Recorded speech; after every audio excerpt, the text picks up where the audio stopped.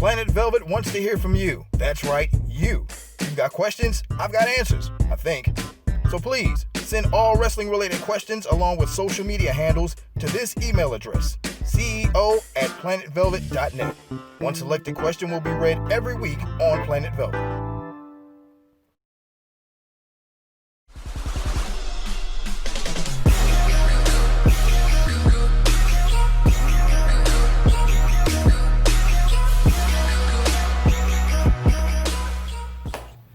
Hey, what's up, everybody? Welcome to Planet Velvet. I, of course, am Velvet, here to give you the 411 on pro wrestling, in my opinion.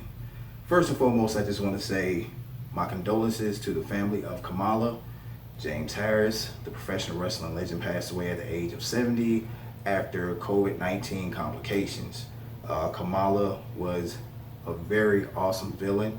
He made the most of what would be considered a very stereotypical gimmick, but he became one of the greatest villains in the history of this business. And I just want to say my prayers and thoughts are with the family of James Harris. All right. So before I get started on what I want to talk about, if you like this shirt, then this shirt is representative of the Carrie Ann DeMott Foundation. This is an organization bringing awareness to people about the dangers of drunk driving and texting and driving. And if you want to know more about it, then please log on to the CarrieAnnDeMottFoundation.com to find out why we want to talk to you now, so we don't have to talk about you later. Okay?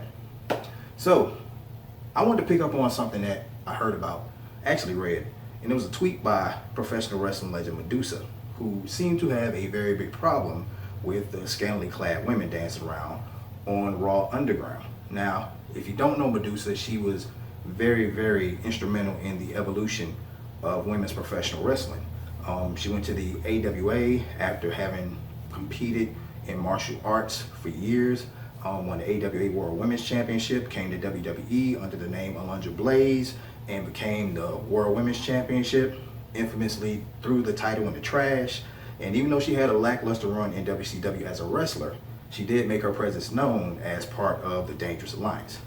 So once again, Medusa had a problem with the scantily clad dancing women on Raw Underground.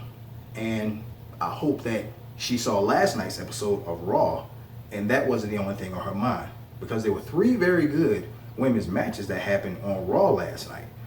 Bianca Belair defeated Zelina Vega, carrying over the storyline with Montez Ford being poisoned. Peyton Royce defeated Liv Morgan. The Iconics versus the Riot Squad. That's in its infancy and it's continuing. And most importantly, Asuka defeating Bayley to earn a shot at Sasha Banks' Raw Women's Championship. So there were 3 very good matches, all indicative of the women's evolution in WWE. And I hope Medusa isn't so agenda driven that all she saw were 3 women just dancing. Not to mention Shayna Baszler beat the crap out of 3 women at the same time on Raw Underground. All I can say to Medusa is professional wrestling in the women's division, or women's wrestling in general, has evolved. And I hope that you aren't so agenda driven with your purpose in trying to advance the sport, that scantily clad women aren't all you see. Because there's a lot of great women's wrestling going along. Then at the same time, she has had some things going on with AEW introducing their women's tag team title tournament. So that may be another agenda on her plate. Either way, women's wrestling is doing just fine.